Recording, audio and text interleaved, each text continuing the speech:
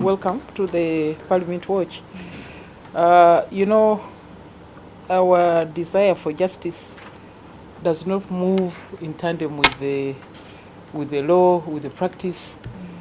Obviously, we would have wanted to have a quick trial and see justice quickly, but prosecution involves investigation. It involves the court process of maybe going on remand for 180 days first. So it doesn't move as fast as we'd want. So we expect a report from the Minister of Internal Affairs to tell us, have they now concluded investigations? When is the trial? How far is it proceeding? So that's what we're waiting for. All right. Yes. Thank you very much, Madam Speaker. There's also another question from Okello Isaac. Are there any policy gaps towards the safety and protection of women in Uganda? Yes, there are some. For instance, in my other capacity as a member of civil society, we have established shelters in some parts of the country. At least I opened one in Namutumba, where women who are subjected to violence can go and seek refuge for some time and get their someone oversees the process of their case and so on. So there are a few of those, but these are really civil society. They are not done by the government. But I think we need to create more awareness. And also, you know, when I was in school, I had a head teacher, Father Grimes. One of the things kept on telling us, you know, he would talk to the boys and also talk to the girls. He used to tell us that, no, there is safety in numbers. Don't walk alone, you know. But of course, you can't always walk with people all the time. You are not doing the same things at the same time. Maybe you're coming from school, maybe you're coming from work. But I think the issue of awareness is important. But also I think that we should have helplines more accessible, not just for particular incidences, but there must be a flow of information. I should be able to know that I can wake up at midnight and call a particular number and say this is happening and so on. Then the other area which we need to address is to reorient the thinking of our law enforcement officers, because in some communities, if a woman goes to police station to report, you know, they'll take it to say, okay, you go back home, stop quarreling with your husband, go back home. So she'll go back home and go back home. One day she'll not come back, she'll be dead. True. So we also need that to change with the law enforcement officers. Very true. We actually had a conversation in the morning with my team, and one of my colleagues actually said, for him when he was growing up, he remembers they used to tell them that the sisters are not supposed to get out of the house past 6. Yes. So can we have that conversation now, or it? It would have been okay in the past, but look at a student who's an evening student. You're going to the university, your classes start at 6. True. So between 6 and 10, you're definitely out. Also, unfortunately, I keep talking about this, that in the structure of government institutions, especially educational institutions, you look at Makerere University, how many halls of residence do we have for the women? Almost 3. I say almost, because CCE used to be this and that, but Africa, Mary Stewart, part of CCE, the men have several. More than 6 halls of residence. So there are more men who are safe staying in the university than the girls. So it is the girls who walk to the hostels. Yes. You're coming from the library at 11 o'clock. You're going home from a lecture. So it's mainly the girls who are really more endangered because of that arrangement. Very true. Yes. There's also another question, Right Honourable Speaker, that what more can the legislature do to improve the security of women in Uganda? One, I think we need to, work on awareness of the law managers, the prosecutors, the judiciary. You know, sometimes you look at the sentences given in some offences and they're not commensurate with the level of offence. You know, you can have somebody convicted to death for violent robbery of a car, but a child who's defiled and totally deformed, I've never had them sentence anyone to death for defilement. So how does justice system weigh between a person and and the car.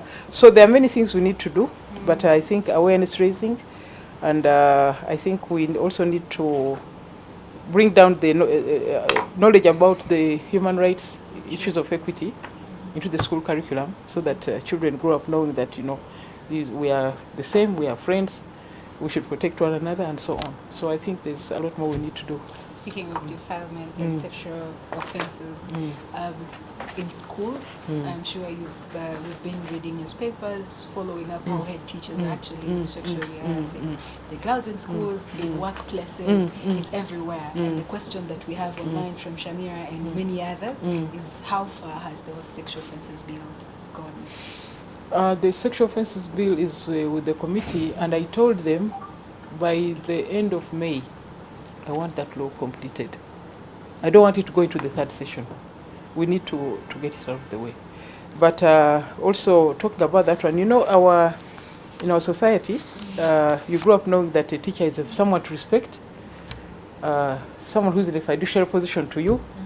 So if the teacher tells you that you carry these books to my home, like in the villages, they tell the child, you carry the books to the teacher's house. This small girl will carry the books in good faith, because the Omukuru has asked me to do some work, and this is my elder. So even our upbringing and orientation towards elders, we also need to look at it. Okay. Yes. All right. There's also another question from Romeo. What is Parliament's plan to fully eliminate female genital mutilation practices from our society? Will Parliament enact tougher legislative laws to give harsher punishment to enable criminals who are actively engaged in the abominable and ancient practice? I think Parliament should be congratulated really for going ahead on that issue, because the law came out of a private member's bill from us, the backbenchers. Yes. It's difficult to change society. When the government acted tough in Sebei and arrested some old women, now the whole community, when the president went there, they said, President, please, you must release these women. Now it's a community pleading that the sentence should be cut. So we need also to change the attitudes, but more education is necessary.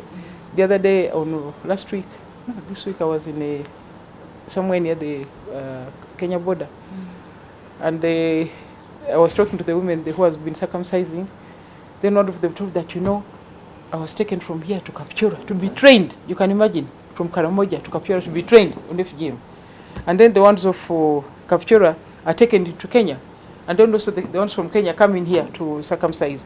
So we need, first on the question of the border, by the way, in all the communities where I've been, the Serveni told me that circumcision was not part of our culture. They borrowed it from the Kenyans. Even when I was in Kadaga last week, they also told me the same thing. This was not originally what we were doing, but we borrowed from our neighbors. So we need to discuss with the elders, get them involved, and get them to commit. So the law will work, but also we need to have attitude change. And also we need a new generation that does not believe in FGM, both the boys and the girls. Thank you, Madam. There's also Mike Kigoe was talking about the city vendors who sell clothes. Every time a woman is passing, they keep touching while selling their clothes. When you're passing through a window, you'll see a man touching your body and all that. What can be done to address, because he feels that this is actually disrespectful to the women, and it's sexual harassment. And very it's not just in the market. Even in sometimes you go somewhere and then you find someone actually touching you, apparently by accident, but not really by accident. It's not an accident. So I think we need to tell men to understand that we need our space. True. And you can't, I'm in the market, I'm doing my work, but you don't have to touch me or touch me. It's just all that is chauvinism, male chauvinism, trying to show that whatever you're doing, you are really mine. Yes. True. There's also another question from Sozi Patrick. He's asking, is there any arrangement by the government to oversee and probably set up unions that can monitor feedback and activities of both the blooming labor exporting in Uganda and the expatriation of young women to different countries? For a long time, Parliament has been at the forefront fighting for the rights of the Ugandans who go to work abroad. Actually, in the 9th Parliament, we actually made a resolution and stopped government, especially from exporting domestic servants. Along those lines, we have been asking the government, please make clear agreements with the receiving country. Let us know the conditions, the type of work they are going to do, the number of hours they are going to work, how much they are going to earn, is there leave, and so on. But apart from the labor exporting companies, they are actually traffickers. Yeah, last Sunday I was reading the story about a young girl. She ostensibly went to the airport to board a plane. She actually checked in. Then she was told to come out and driven to Busia and went by road and now boarded Kenya Airways the following night. Here she was not boarding Kenya Airways, but she went and boarded in Nairobi. Those are traffickers. And unfortunately, there is a collusion in Entebbe there. Even among the immigration officers, they are traffickers. Yes. Yes. We really need them to do something to help the women in Uganda that go and end up suffering in other countries. Madam Speaker, there's also another question that how then do we, for this year, press for progress in terms of safety and protection of women? How will you then bring your ideas? How should we do it? How should we go about it? We need to press for progress. We need to have the women protected in Uganda. I think we need to get more aggressive and demand from the government maybe a quarterly report on the situation of women in the country, especially in relation to issues of violence.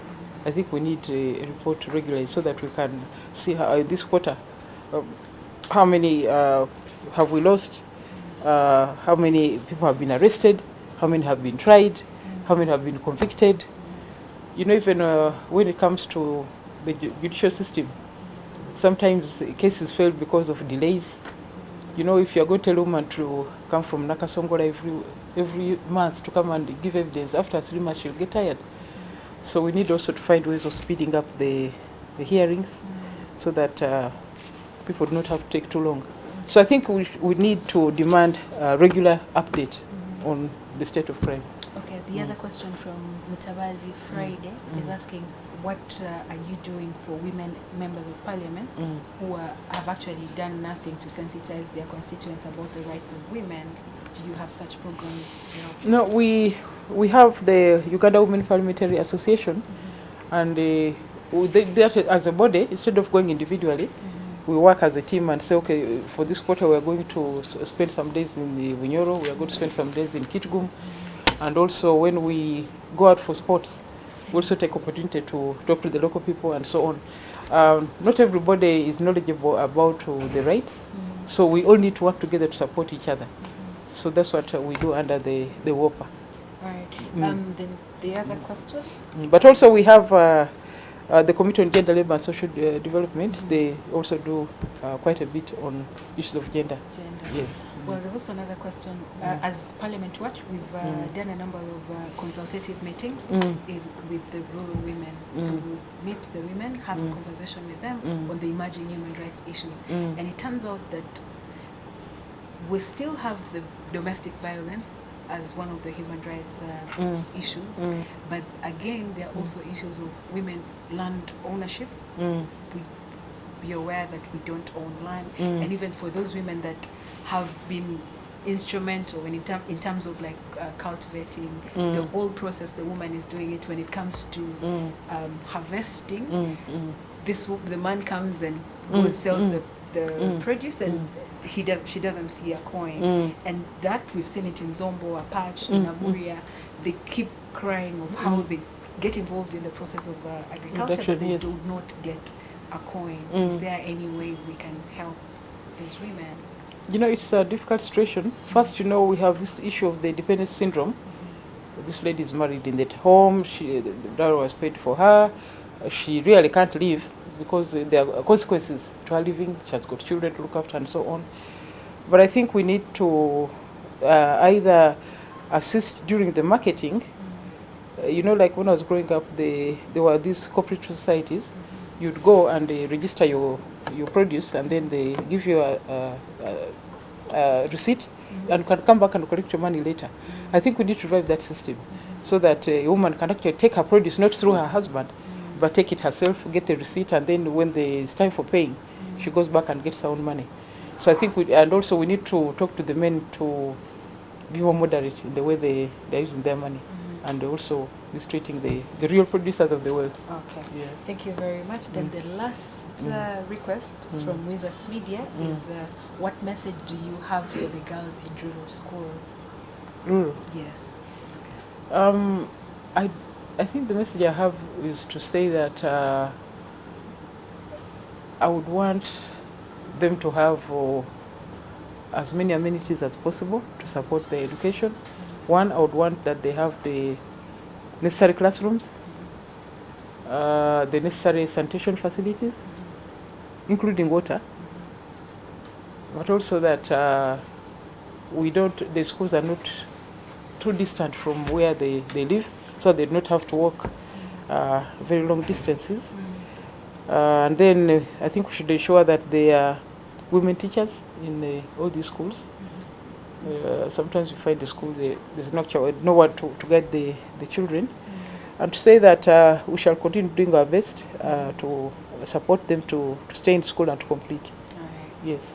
Thank you very much, Madam Speaker. We're informed that we need to conclude this 5 minutes to 6. Okay. Thank you very much for joining Parliament Watch. We hope we'll have more dialogues online for the people that cannot actually come to Parliament and bring a petition, have a conversation with you. Yes. An online platform will really... Yeah, what I think you have kind of snatched my plans because I had already talked to my team here that I want to see greater public participation in what we are doing. If you cannot come for a public hearing, you should be able to say, okay, I've seen this bill, but this is what I think about Clause 7, or this is what I think about the title, this is what I think about, and you don't have to come here, but we acknowledge your issues and bring it. Say, okay, this came in from the people online. That's where I want to go. Eventually, because not everybody can come here. People will be very happy. Yes, yes. Followers will yes. be very happy. Thank you very much, Madam Speaker. Okay, so pleasure. All right. Okay.